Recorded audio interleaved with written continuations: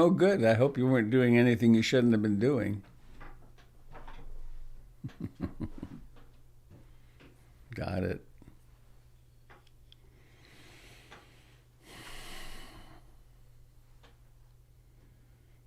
Thank you for doing yesterday, Jim. I worked from 8:30 till 7:30 last night, putting in hardwood floor with my friend. Whew. Sore. Not bad today. So, dear friends in the Dharma,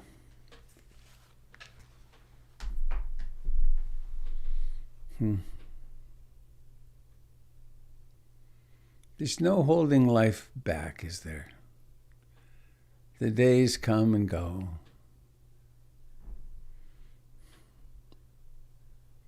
Experiences arise and disappear, and it really is like a fire hose. Constant change. And there's absolutely no place to hold on. So the task is to let go. How can I let go? How can I accept life on its own terms?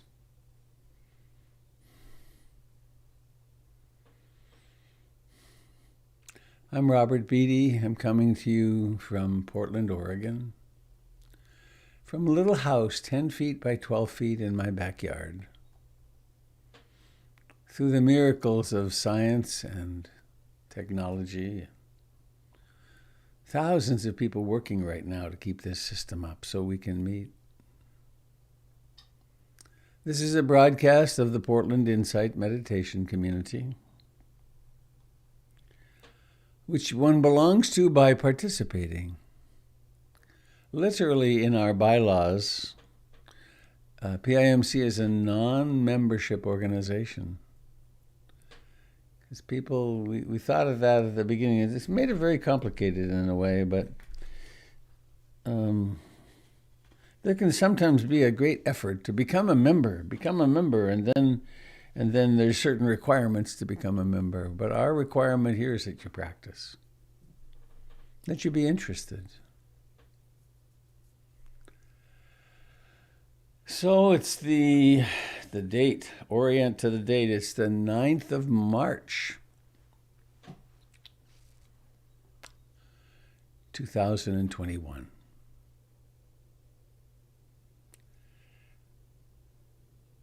So please, dear colleagues on this journey, let's acknowledge the fact of the body.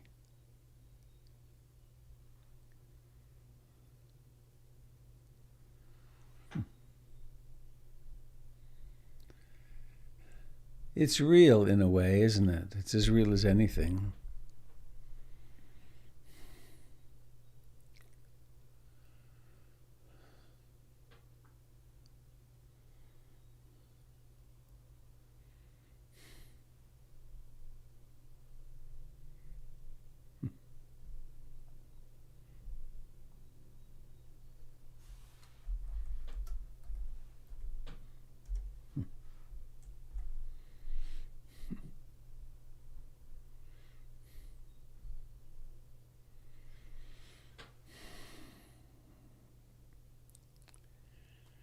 And like everything else in the universe, the body exists in polarities: birth and death, sickness and health, breathing in and breathing out.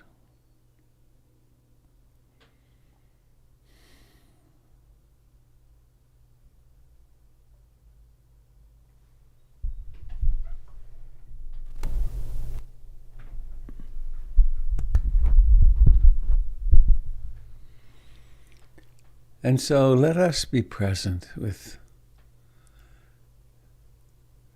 the mysterious fact of our aliveness.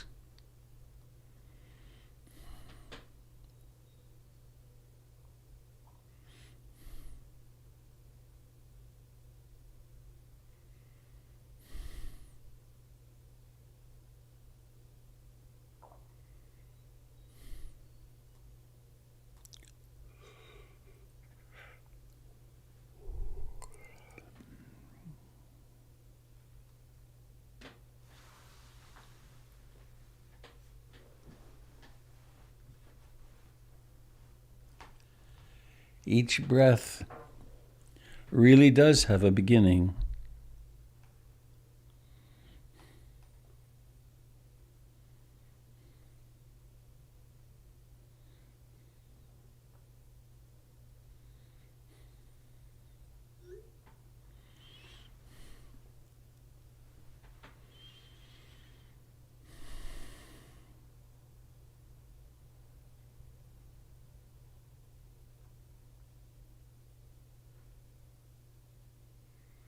It has a rising to fullness, a decline, and then a vanishing.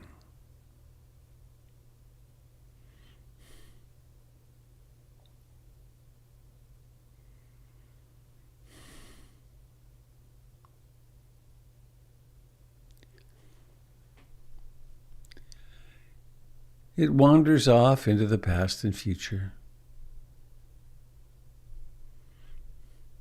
It creates whole worlds of fantasy, longing and resistance.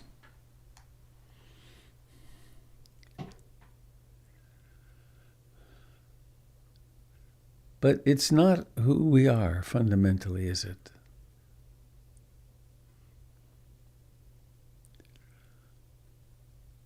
And this is why we take refuge in the Buddha, the Dharma, and the Sangha. We take refuge in actually being awake, being mindful, being attentive, being patient, kind, loving, compassionate.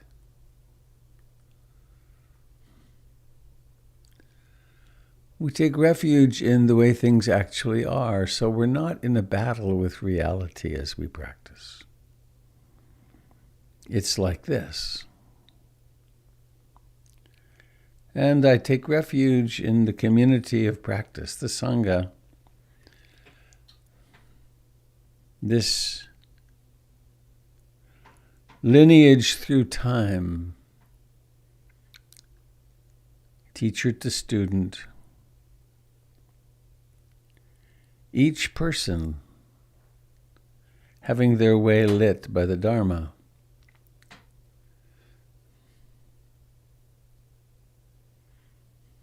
And so here we sit.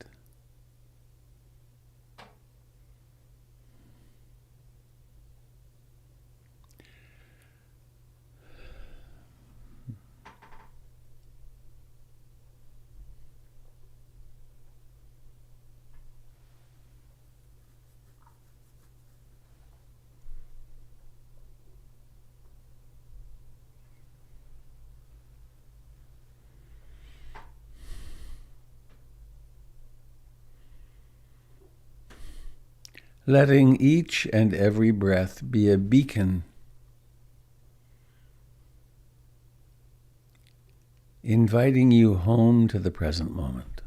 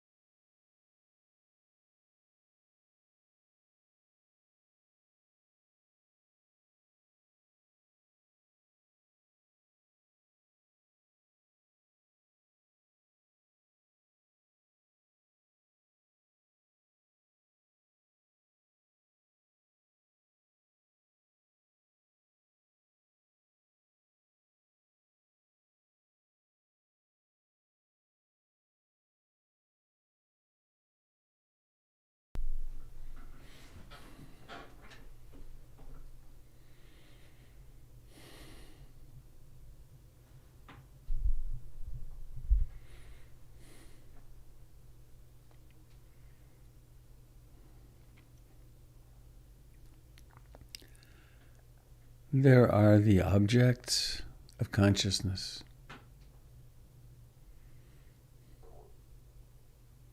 And consciousness and awareness.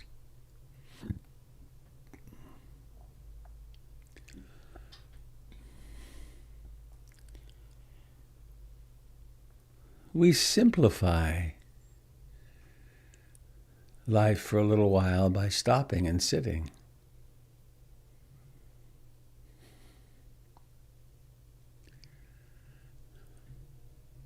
We work to concentrate and focus the mind by choosing a primary object, which is, in this case, in-breathing and out-breathing.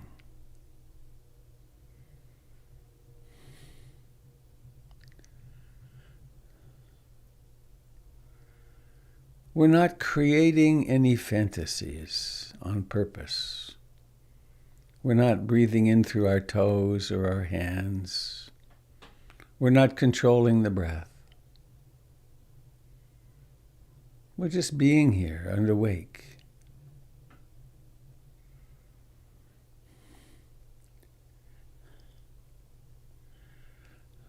We are practicing true science. We have hypotheses. Is anything permanent, or nothing is permanent? Is this true?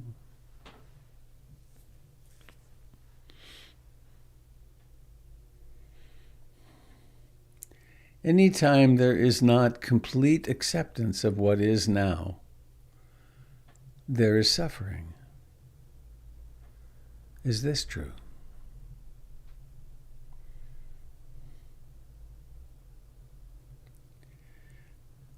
Seek as fully and as thoroughly as you possibly can. You won't find a self. Is this true?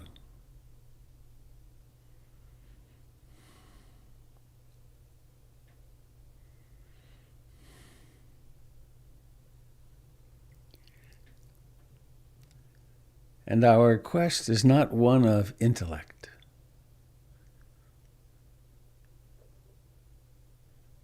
It is one of direct observation.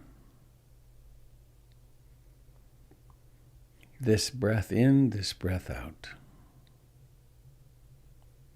This wandering mind, this emotion. Come home to now.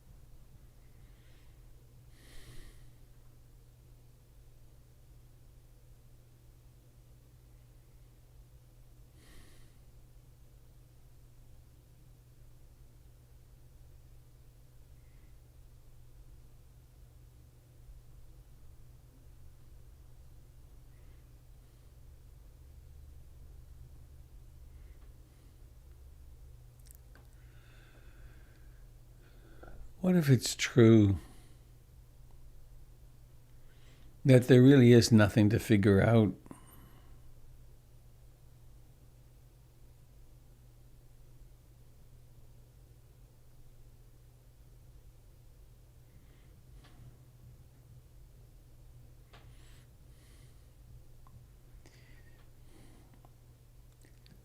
If we were asleep, napping perhaps, or maybe after a whole night of sleep,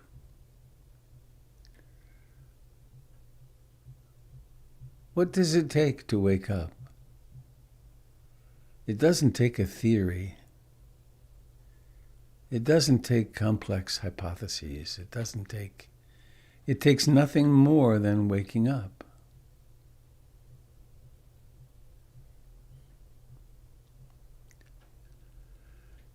And the same is true here.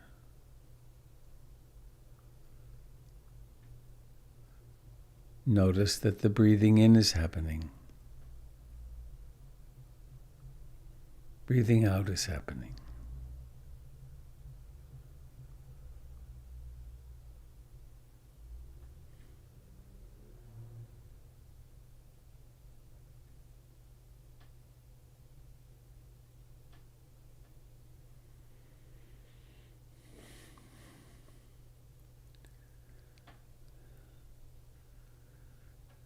The mind wanders, and maybe it wanders for quite a while. Maybe it gets caught up in desire and wanting and fantasizing.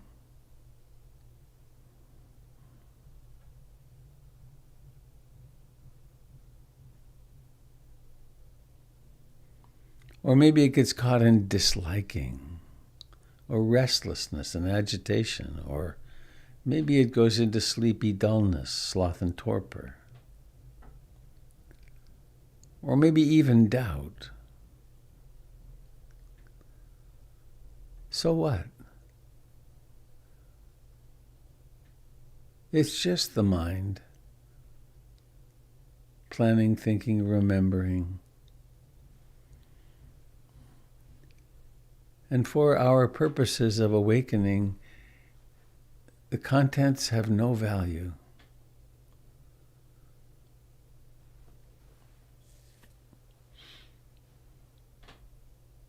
It's just time to wake up now.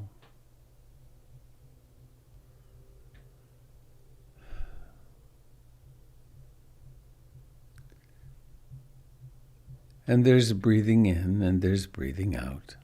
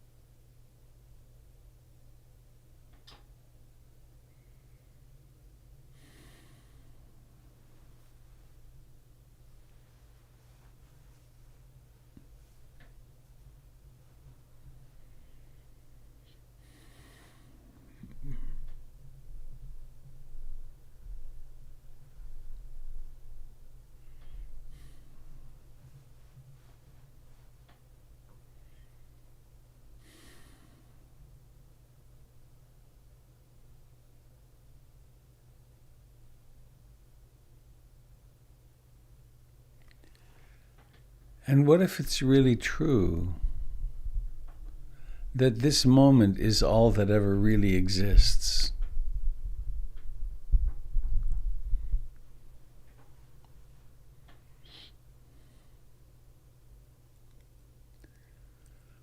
And that all we have to do to awaken is to be here now.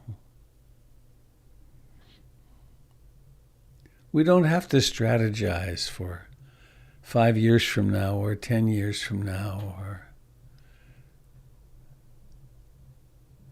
going, quote, deeper on the next retreat or when I succeed in my psychotherapy, then I'll be ready.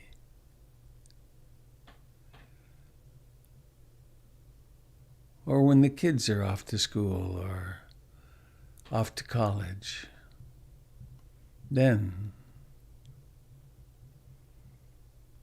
what if there really is only now? It simplifies everything.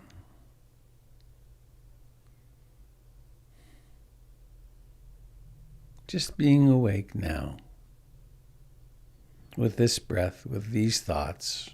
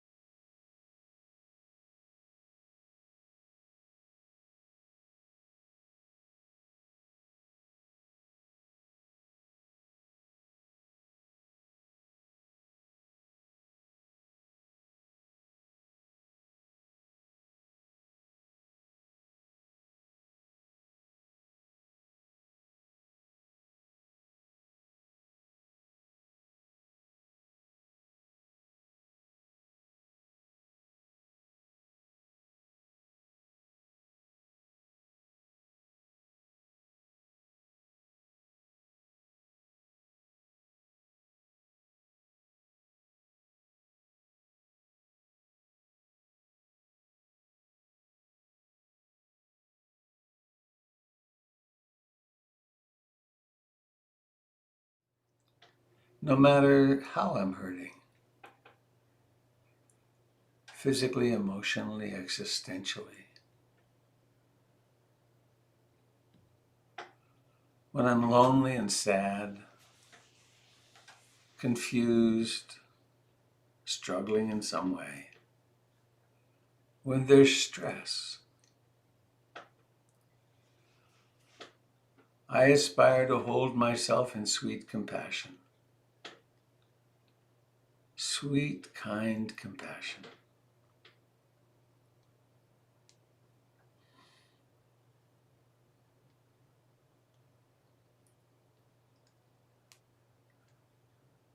And that's not complicated.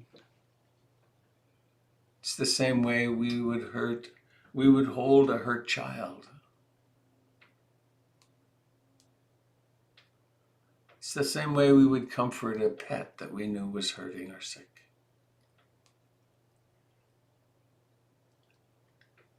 We may not be able to make it better, but we can sure make it better.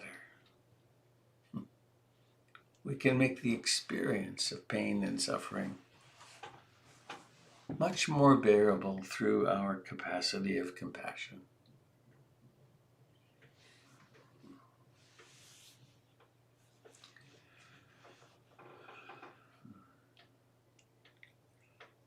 There's great power in intention. So let us intend to be loving and compassionate with ourselves all day. From the moment meditation ends until the moment we put our head on the pillow tonight.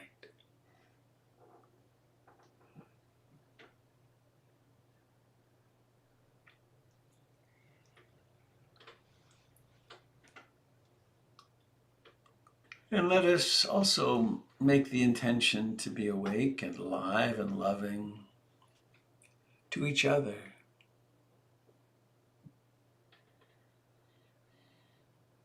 There's no magic formula for that other than the intention. I hope you'll be really free from suffering today. I hope you'll remember that there's no need to get anywhere fast. At least mostly there isn't. Sometimes there's deadlines, but there's no reason to be anxious about it.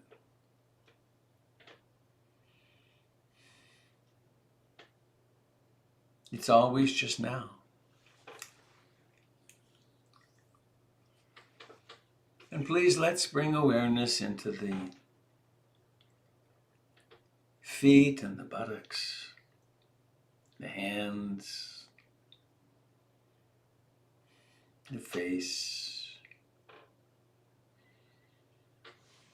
anywhere that's hurting in the body right now.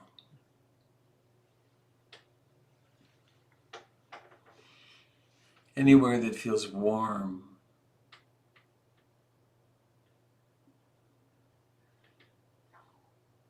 And now into the eyes.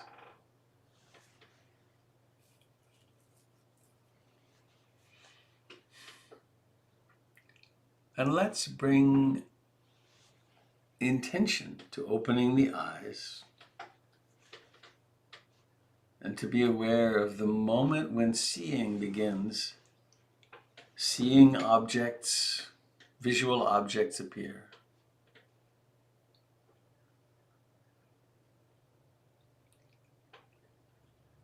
And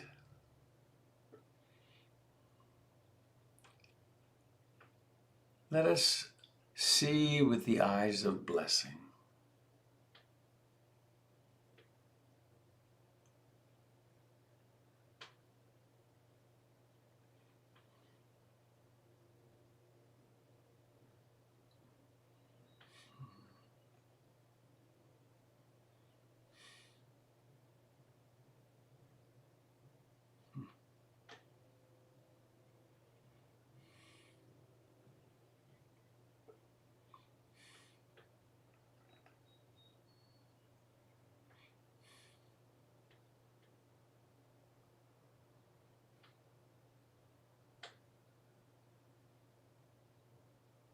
And if seeing isn't working, simply feeling our way to connectedness.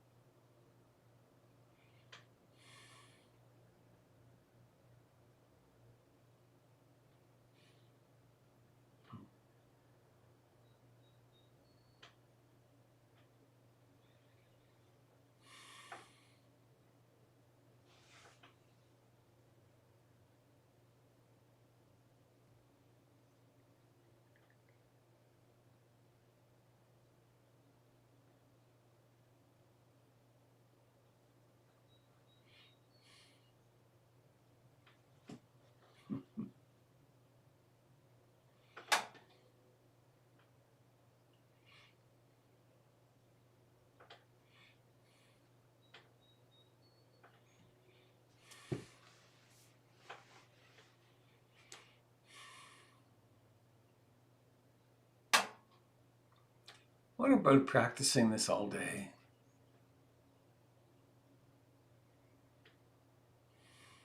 Everyone you meet. Oh, that reminds me of something. Is it here? Yes.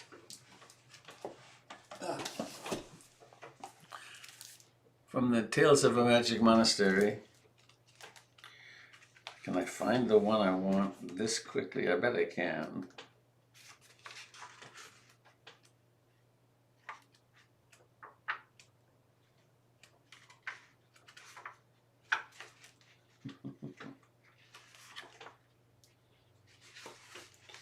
No, it's further toward the front.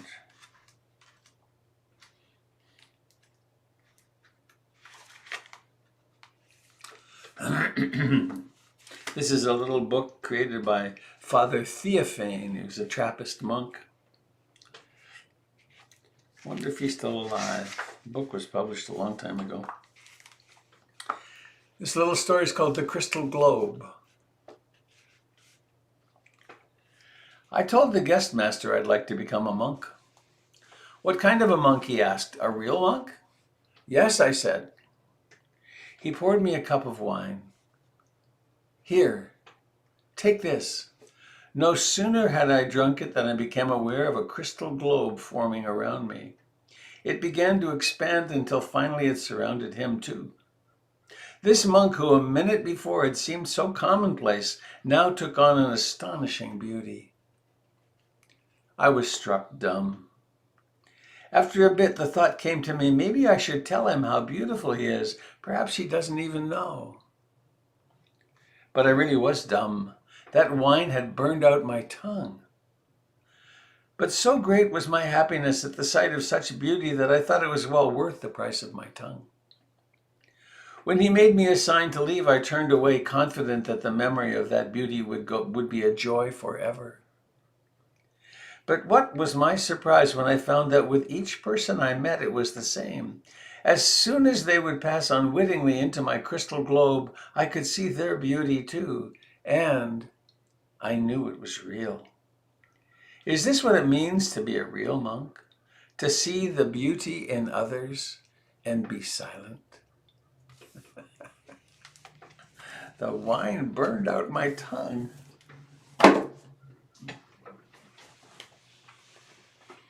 So, friends, I suppose it might be important also to look into the mirror and see that same beauty, huh?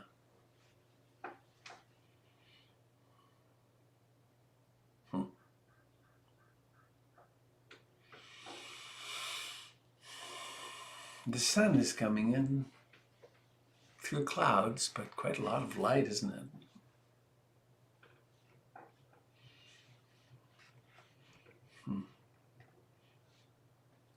I keep being motivated to do this, and then editing it out. Alicia, there she is. Hello, Alicia. I'm going to embarrass you again. Way back, almost a year ago, Alicia had the idea that I really couldn't broadcast into the fall and winter in my tent. And so she had this brilliant idea that the community create this beautiful little house for me. And it's been transformational for me. It's been really, it's so wonderful to have this for the electronics, for one thing. But also, I've got my chair over there that I come and I sit in often. This has really become my meditation retreat. So, uh-oh, there's sound problems. Damn. What are you saying? Pamela, because of the echo. Damn.